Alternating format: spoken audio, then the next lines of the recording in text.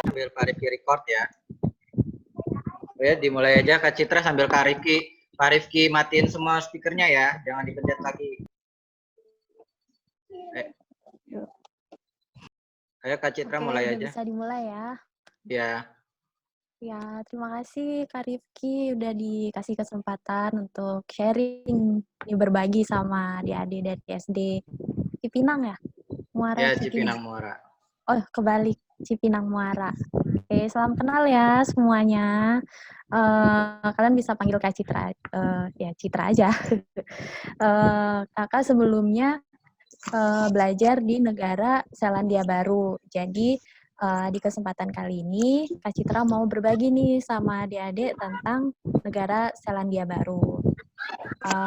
Mungkin udah ada yang pernah dengar tentang negara ini belum? Mungkin bisa dinyalain speakernya. Ada belum yang dengar tentang Selandia Baru? Udah. Udah. Setahu kalian negara ini tuh terkenalnya tentang apa sih? Yang kalian pernah dengar?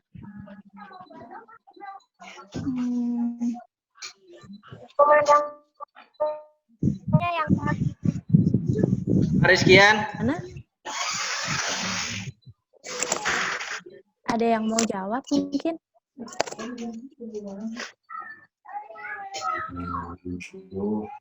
Malu-malu ya? Masih malu-malu.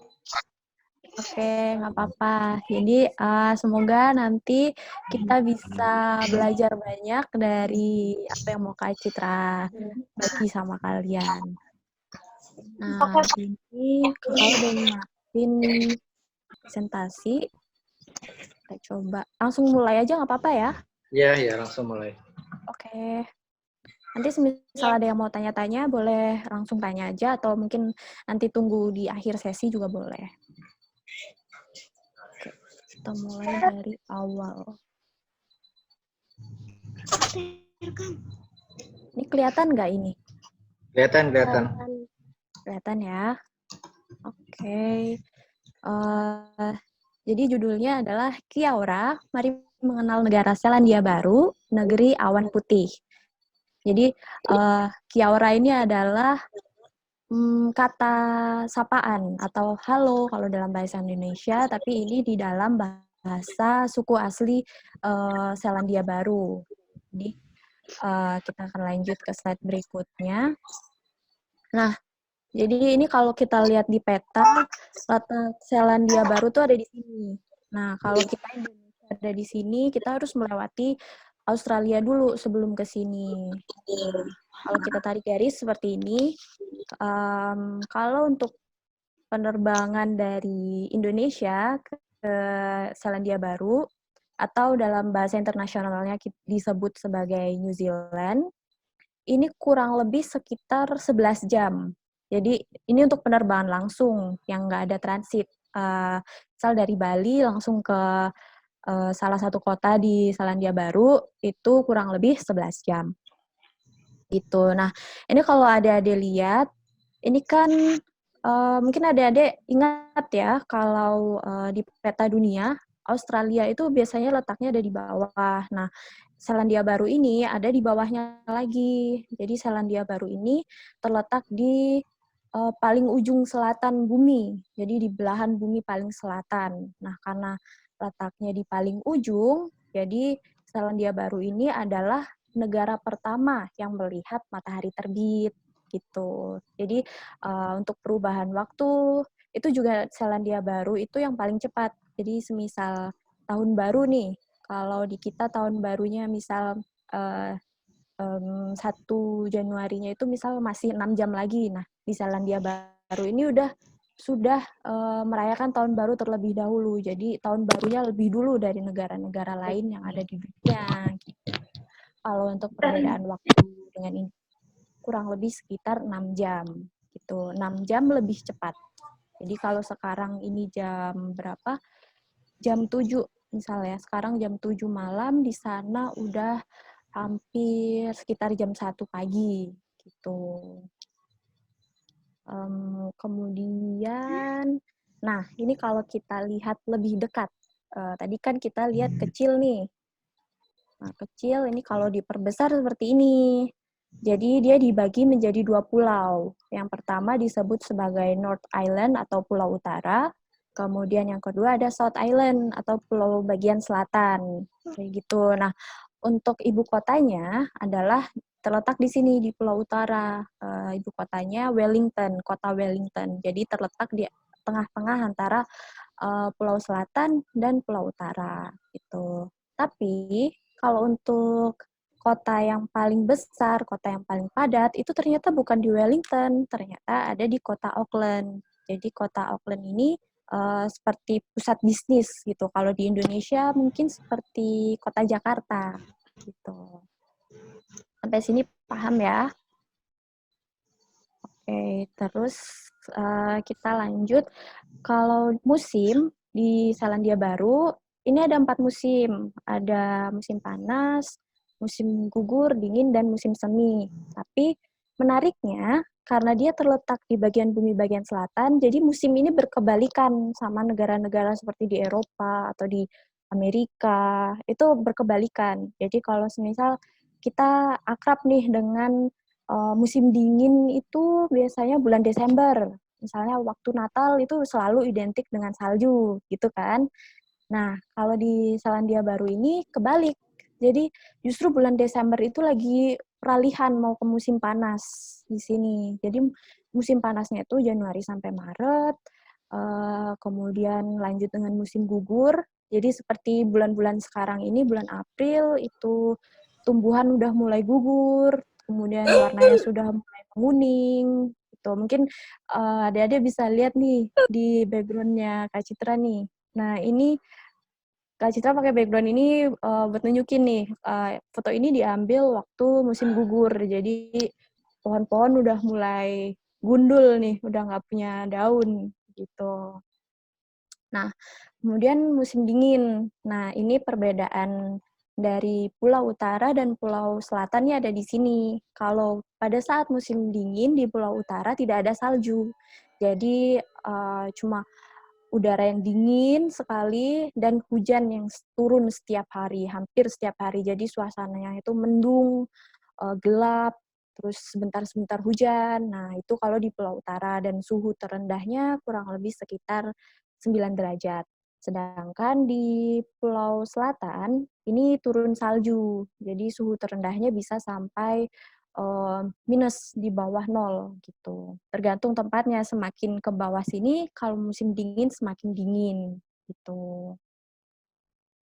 Oke, kita lanjut ke selanjutnya nih. Tadi kan Kak Citra udah sebutkan kalau di Auckland ini adalah kota yang paling padat di Selandia Baru. Tapi adik-adik penasaran nggak sih berapa jumlah penduduknya kalau secara keseluruhan? Nah, jumlah keseluruhannya, Kak Citra kasih sneak peek dulu nih. Kalau untuk di kota Auckland, ini 30% penduduk Selandia Baru ini ada di kota Auckland. Jadi sekitar 1,5 juta. Lah, berarti berapa dong jumlahnya kalau terpadatnya aja cuma 1,5 juta orang? Nah, jadi penduduk New Zealand atau Selandia Baru ini secara keseluruhan ada 4,7 juta jiwa saja. Kenapa Kak Citra bilang saja? Karena kalau kita bandingkan dengan penduduk Jakarta, penduduk Jakarta jumlahnya 10,47 juta jiwa. Jadi bahkan penduduk satu negara ini nggak ada setengahnya dari penduduk Jakarta. Jadi bisa dibayangkan negara ini sangat sepi, nggak terlalu banyak orang, kemudian yang pasti akan minim polusi, seperti itu. Nah, terus negara sebesar ini diisi siapa kalau penduduknya cuma 4,7 juta jiwa? Nah, uniknya di sini dan sangat menarik adalah jumlah manusia yang tinggal di New Zealand itu jauh lebih sedikit dari jumlah ini, domba-domba yang ada di sini. Nah, berapa jumlahnya?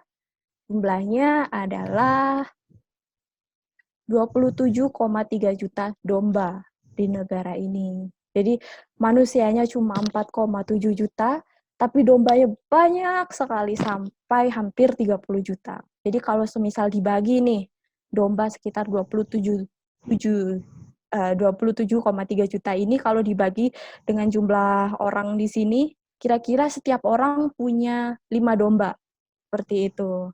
Tapi kenyataannya tidak. Jadi domba-domba ini memang dibiarkan di bukit-bukit, di padang rumput yang luas, jadi mereka dibebaskan. Makanya mereka tubuhnya gemuk-gemuk, sehat gitu. Nah, ini adalah domba yang paling terkenal di Selandia Baru, juga di seluruh dunia, karena ini bulunya sangat tebal. Ini namanya domba merino. Jadi domba ini sangat terkenal bulunya untuk digunakan sebagai jaket, sebagai shawl, sarung tangan, dan harganya sangat mahal. Dan ini kualitasnya yang paling bagus gitu. Jadi harganya tuh kurang lebih kalau untuk sarung tangan aja nih bisa sampai 4 juta gitu. Karena memang kualitasnya tuh sangat bagus sekali gitu. Tapi selain domba merino ini, ada juga domba-domba lainnya. Tapi memang yang paling bagus kualitasnya adalah si merino ini. Gitu. Oke, ini ada sedikit cuplikan tentang pencukuran bulu domba. Gitu. Mari kita lihat ya. Semoga adik-adik semua bisa lihat dengan lancar. Coba di play. Kayak Dava kalau lagi dicukur rambut ya.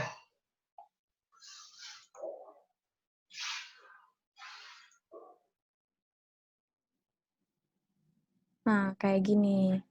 Dan bulunya banyak sekali.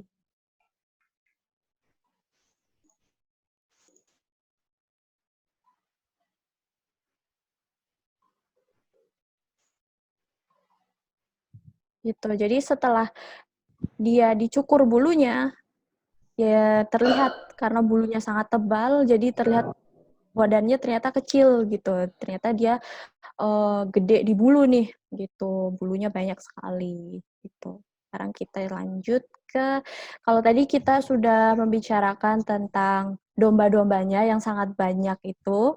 Nah, sekarang kita kembali nih ke manusianya, penduduknya. Nah, penduduknya ini dikenal sangat multikultural. Ada yang tahu multikultural itu apa? Kalau mau jawab Multikultural. mungkin bisa dinyalain speakernya. Kalau mau jawab dinyalain speakernya, coba apa kalau multikultural. Yo, Oke, apa? gak ada yang jawab. Ya, jadi multikultural ini adalah keadaan di mana uh, orang-orang dari berbagai kebudayaan, dari berbagai asal negaranya berkumpul di satu tempat. Jadi, misal ada orang dari Cina, ada orang dari Afrika, dari India, dan itu mereka tinggal di satu tempat. Itu disebut multikultural. Jadi, mereka berbaur menjadi satu, gitu. Nah, penduduk New Zealand atau orang-orang yang tinggal di New Zealand itu disebut sebagai New Zealanders. Nah, siapa aja New Zealanders ini? Mereka dibagi menjadi 3 kelompok. Yang pertama adalah ini, suku Maori. Seperti yang Kak Citra bilang tadi, suku Maori ini adalah suku asli Selandia Baru. Jadi mereka terkenal dengan tatonya yang di seluruh muka gini, tapi ini bukan sesuatu yang tabu atau mungkin melanggar hukum atau agama, karena ini adalah bagian dari kebudayaan mereka. Jadi kita juga tetap harus menghormati perbedaan budaya ini, gitu. Jadi tato ini sejarahnya kalau zaman dulu kan Selandia Baru ini dulu pernah dijajah oleh Inggris, dan suku aslinya ini menggunakan tato itu sebagai bentuk perlindungan dan perlawanan gitu. Tapi sampai sekarang mereka masih terus melestarikan kebudayaan mereka gitu. Dan semua orang yang tinggal di Selandia Baru pun menghormati. Jadi tidak ada masalah dengan kebudayaan satu sama lain gitu. Nah, yang kedua ini adalah kita sebut sebagai kiwi. Kiwi ini bukan buah kiwi ya, tapi ini adalah sebutan untuk orang-orang kulit putih yang sudah lama sekali tinggal di Selandia Baru dan sudah turun-temurun. Jadi mereka juga bisa disebut sebagai orang asli Selandia Baru, tapi yang berkulit putih gitu. Jadi mereka ini dulu pas pada waktu penjajahan itu mereka datang dan akhirnya tinggal di sini di Selandia Baru ini. Kemudian ada orang-orang dari mancanegara seperti yang Kak Citra sebutkan tadi. Nah, yang paling banyak pendatang yang ke New Zealand itu adalah orang Cina, kemudian terbanyak kedua itu adalah orang India, kemudian orang-orang Eropa, dan masih banyak lagi. Kalau untuk orang Indonesia, itu terbilang sangat sedikit jumlahnya. Jadi kebanyakan mereka adalah orang-orang yang belajar di sana atau orang-orang yang punya pekerjaan di sana gitu. Oke, lanjut. Nah, jangan kaget lihatnya ini gambar yang tadi diperbesar jadi seperti ini.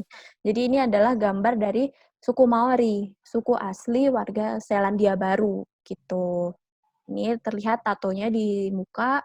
Kemudian ini pakaian khasnya. Nah, mereka ini juga masih sangat memperhatikan nih kebudayaan ini. Jadi masih sering diadakan pertunjukan-pertunjukan. Jadi mereka ada namanya tarian Haka. Itu adalah tarian khas mereka dengan menggunakan pakaian khas seperti ini. Gitu. Nah, kalau adik-adik nih di slide sebelah sini nih ada gambar salah satu film Disney, Moana. Mungkin ada yang pernah lihat ya. Udah ada yang pernah nonton ya Moana. Nah, Moana ini diambil dari sejarah dan kebudayaan Maori. Bahkan nama Moana ini dalam bahasa Maori itu artinya adalah lautan gitu. Jadi banyak sekali memang warga-warga dari suku Maori ini yang punya nama Moana gitu. Jadi itu adalah nama yang khas dari suku Maori gitu. Selanjutnya ada bahasa resmi. Nah, bahasa resminya ini ada 3. Yang pertama bahasa Inggris, yang kedua bahasa Maori. Seperti Kak Citra bilang tadi, mereka sangat menjaga dan menghormati kebudayaan Maori sampai bahasa Maori ini dijadikan bahasa nasional gitu. Nah, kalau penerapannya bagaimana? Biasanya yang paling sering didengar, yang paling sering kita rasakan penggunaan bahasa Maori di kehidupan sehari-hari ini, contohnya kalau semisal kita naik kereta. Nah, biasanya kan ada pengumuman, "Kita sudah sampai di stasiun ini," kayak gitu kan. Nah, selain menggunakan bahasa Inggris, pengumumannya ini juga menggunakan bahasa Maori, gitu. Kemudian, penggunaan bahasa Maori untuk nama-nama jalan, nama-nama bangunan, seperti itu. Nah, ini kata-kata yang mungkin adik-adik bisa mudah mengingat ya, kia ora. Itu artinya halo gitu. Jadi mereka memang sebelum memulai percakapan, misal di acara televisi, misal pidato, itu selalu dimulai dengan kia ora. Selalu dimulai dengan bahasa Maori gitu. Dan yang ketiga adalah bahasa isyarat. Jadi mereka di negara New Zealand juga sangat memperhatikan sesama yang memiliki kekurangan seperti itu. Terus penerapannya gimana ya? Ini diajarkan di sekolah-sekolah gitu. Jadi misal dari SD nih mereka udah tahu bahasa isyarat mungkin dengan yang paling sederhana aja gimana gitu. Itu sudah diajarkan. Tuh. Oke. Nah, itu tadi fakta-fakta menarik dari Selandia Baru. Nah, ini ada rangkuman sedikit fakta-fakta menarik lainnya. Yang pertama, orang-orang Kiwi senang sekali berjalan tanpa alas kaki. Jadi mereka misal pulang sekolah nih, mereka suka sekali itu sepatunya dilepas, kemudian pulang ke rumah tanpa alas kaki. Itu yang mereka sebut sebagai barefoot gitu. Jadi berjalan tanpa alas kaki. Alasannya apa? Karena mereka percaya bahwa tidak menggunakan alas kaki itu akan lebih, kalau bahasa Inggrisnya, back to nature gitu, lebih kembali ke alam gitu. Mereka bisa merasakan alam, mereka menginjakkan kakinya di tanah, itu membuat mereka merasa pikiran lebih positif, menjadi lebih sehat, seperti itu. Dan itu juga sudah merupakan hal yang sangat wajar. Jadi kalau semisal nih adik-adik nanti main-main ke Selandia Baru, jangan kaget kalau semisal orang-orangnya banyak yang tiba-tiba jalan di kampus misalnya atau jalan-jalan di taman tanpa alas kaki, itu sudah sangat biasa gitu. Terus yang kedua, tidak ada ular di New Zealand. Jadi, tidak ada hewan-hewan buas seperti ular, kemudian harimau, itu tidak ada. Makanya negara ini juga disebut sebagai negara yang aman untuk ditinggali karena tidak ada ular. Nah, ini bisa disebabkan karena ekosistemnya, kemudian keadaan alamnya yang memang, tidak memungkinkan untuk ular tinggal di sana, gitu. Berbeda dengan Australia, meskipun letaknya dekat dengan Selandia Baru, di Australia ini ada banyak ular gitu. Jadi ini sangat berbeda sekali walaupun dekat gitu. Kemudian yang ketiga, nah ini ada istilah lagi kiwi.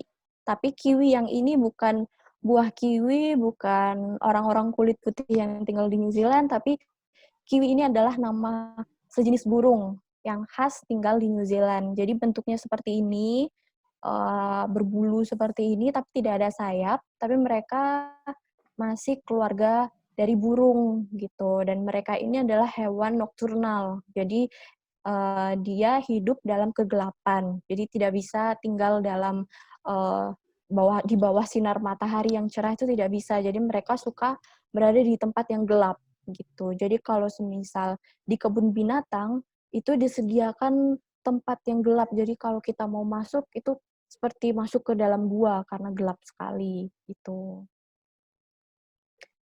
Kemudian ini New Zealand atau Selandia Baru dalam bahasa Maori disebut Aotearoa, yang artinya negeri awan putih yang panjang. Nah, kenapa disebut negeri awan putih yang panjang? Ini karena keadaan alamnya yang bersih, kemudian langitnya yang selalu cerah, ini tuh mengakibatkan bentuk awannya itu terlihat memanjang gitu. Nah, contohnya seperti ini. Terlihat ya di sini bentuknya memanjang. Jadi meskipun ini adalah gugusan awan-awan, misal bentuknya bulat-bulat, tapi mereka berkumpul jadi satu dan terlihat seperti memanjang gini. Dan ini adalah bentuk awan yang paling sering dijumpai kalau kita ke Selandia Baru gitu. Dan langitnya memang sangat bersih, tidak ada polusi, bahkan misal di malam hari pun kalau adik-adik tinggal di kota nih misalnya, itu masih bisa melihat bintang dengan jelas gitu karena langitnya bersih sekali, dan kalau siang kita bisa lihat awan-awan putih yang panjang ini gitu. Cantik tidak? Cantik. Cantik ya. Oke, kita lanjut ke sini. Nah, ini ada beberapa pemandangan keindahan alam yang ada di Selandia Baru. Ini beberapa sih, sebenarnya banyak ya, tapi nanti mungkin adik-adik bisa browsing sendiri untuk lihat-lihat ya. Nah, yang paling terkenal di sini ada Hobbiton Movie Set. Mungkin adik-adik udah mulai akrab ya dengan wisata rumah Hobbit di Indonesia, sudah banyak ya. Nah, ini pencetusnya tuh ada di sini, di Selandia Baru ini. Jadi ini dulu dibangun untuk kebutuhan syuting film gitu. Nah, setelah ini terkenal, banyak nih di berbagai negara yang membuat rumah Hobbit yang mirip seperti ini gitu. Terus ini adik-adik bisa lihat dombanya banyak sekali, kecil-kecil, ada di padang rumput. Nah, ini indah sekali karena ada gunung bersalju juga. Nah, gunung bersalju ini kalau mencair, nah ini ada contoh dari air terjun. Nah, kalau air terjun di sana tuh bentuknya seperti sungai biasa gini, nggak seperti di Indonesia kan air terjun dari atas ke bawah gitu kan. Nah, kalau ini bentuknya lebih seperti sungai. Tapi kenapa dia warnanya agak kebiru-biruan gini? Karena dia adalah campuran dari cairan es yang ada di gunung gitu. Ini juga yang disebut Lake Tekapo ini juga airnya terlihat biru karena dia juga cairan dari es-es yang mencair. Jadi berkumpul di sini gitu. Dan ini adalah bunga yang terkenal di Selandia Baru juga, namanya bunga lupin. Tapi ini hanya ada pada saat musim semi gitu. Jadi kalau sekarang tidak ada. Kalau adik-adik kesananya sekarang, bunga ini warnanya coklat mengering semua gitu. Oke, kita lanjut ya. Oke. Nah, selain keadaan alamnya yang indah, New Zealand ini juga disebut sebagai salah satu negara yang nyaman untuk ditinggali. Kenapa? Karena yang pertama nih, untuk anak-anak, misal anak-anak seusia 5 sampai 10 atau 2 sampai 10, itu anak-anak dibebaskan mencoba buah di supermarket secara gratis.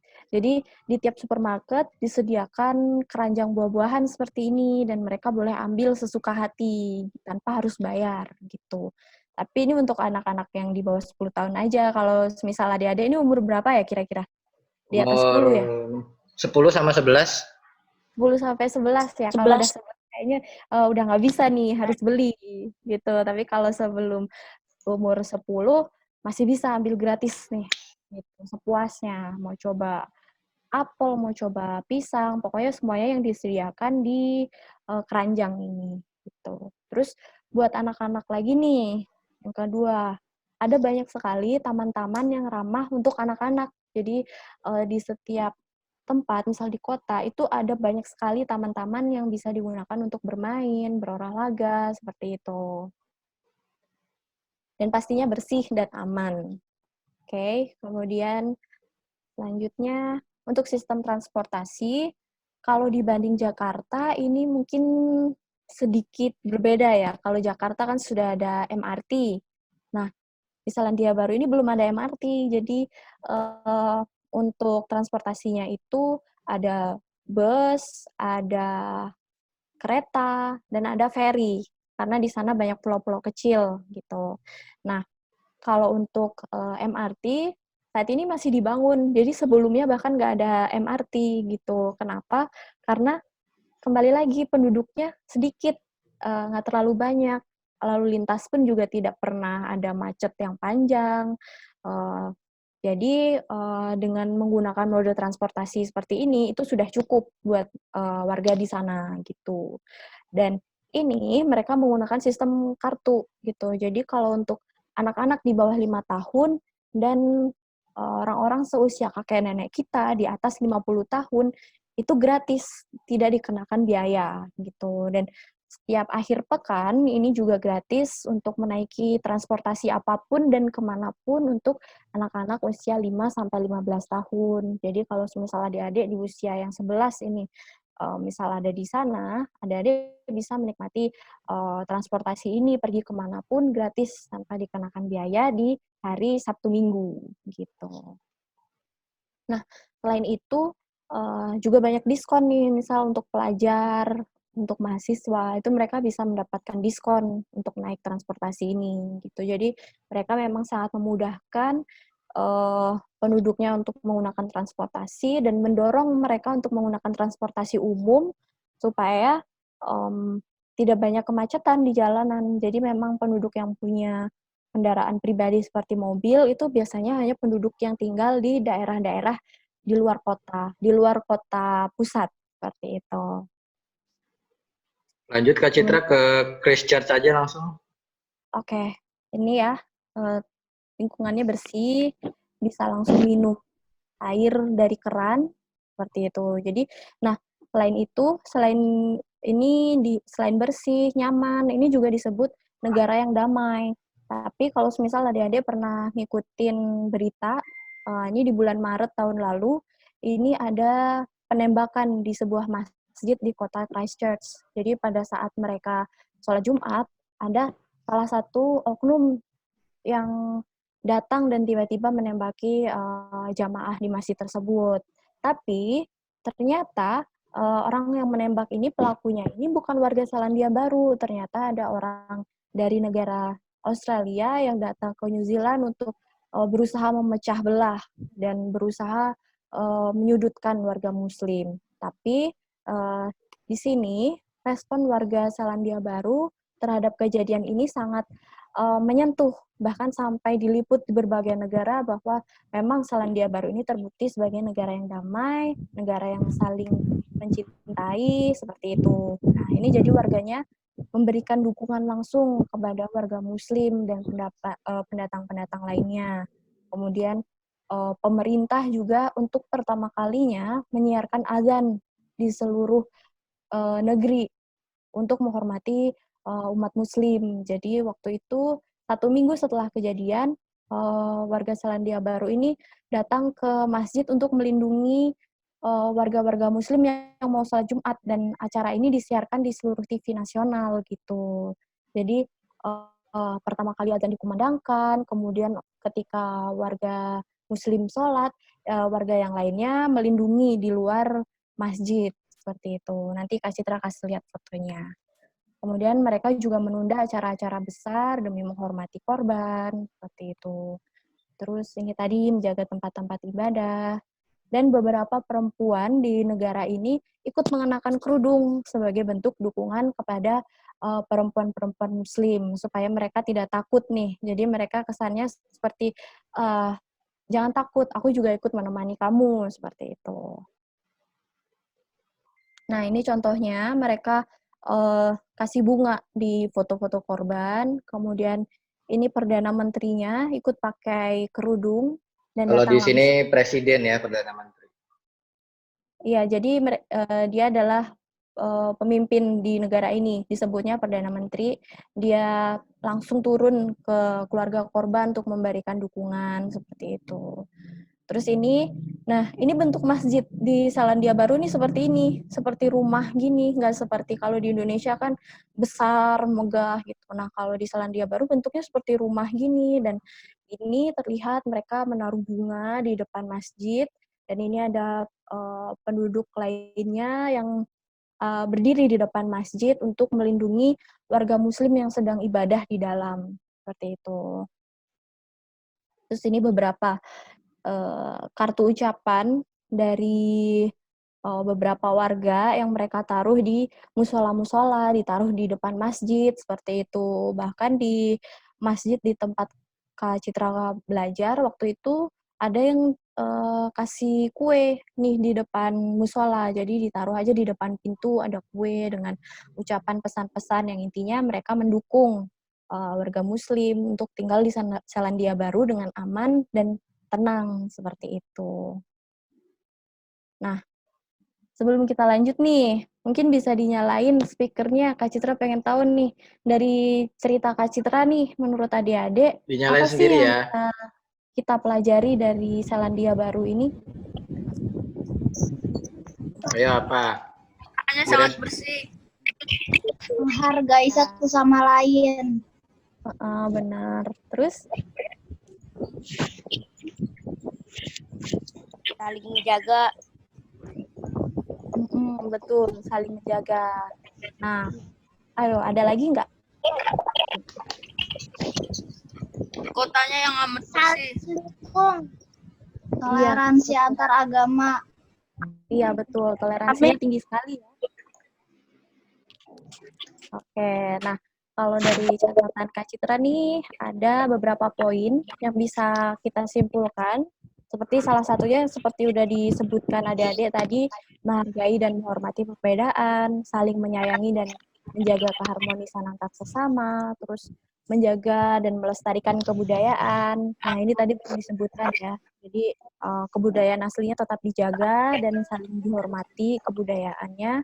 Terus tadi yang sudah disebutkan juga menjaga kebersihan lingkungan supaya lingkungannya tetap bersih dan indah gitu. Mungkin nanti adik-adik bisa tambahin lagi nih kalau misal berpikir oh ada lagi nih yang bisa aku pelajari dari Selandia Baru. Nah, adik-adik bisa mulai dari diri adik-adik sendiri, mungkin dari dengan tetangga, menjaga hubungan yang baik, kemudian menjaga kebersihan lingkungan tempat tinggal adik-adik, seperti itu. Karena kalau untuk melakukan perubahan harus dimulai dari diri sendiri dulu, gitu. Kita bisa memberi contoh ke mungkin adik-adik kita di rumah, seperti itu. Oke? Oke. Karena waktunya tinggal 1 menit, Oke. Udah Ada satu pertanyaan atau enggak nih? Ada yang nanya enggak? Satu aja. Besok soal dan ini juga Kak, Pak. Minggu depan lagi. Mana beragam apa ya Kak? Kenapa? gimana? Di Islandia Baru Kenapa, Safei? beragama apaan?